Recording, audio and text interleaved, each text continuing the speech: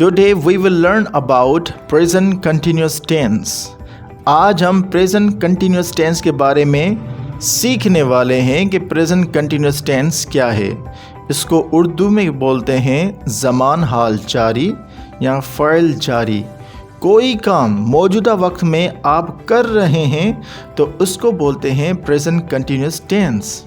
जैसे मैं पानी पी रहा हूँ, ये भी प्रेजेंट कंटिन्यूस टेंस की एक एग्जाम्पल है। इसका फार्मूला भी है।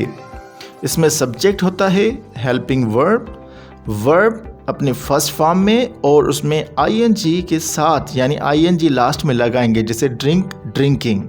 और लास्ट में होता है ऑब्जेक्ट, सब्जेक्ट हेल्पिंग वर्ब अपने फर्स्ट फॉर्म में आईएनजी के साथ और लास्ट में ऑब्जेक्ट। हेल्पिंग वर्ब्स इसके 3 हैं, इज, एम एंड आर।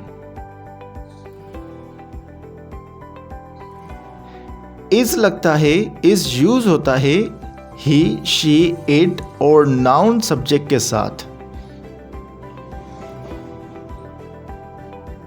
और एम हमेशा याद रखें आई के साथ लगता है। आर लगता है you, they, we and plural subject के साथ।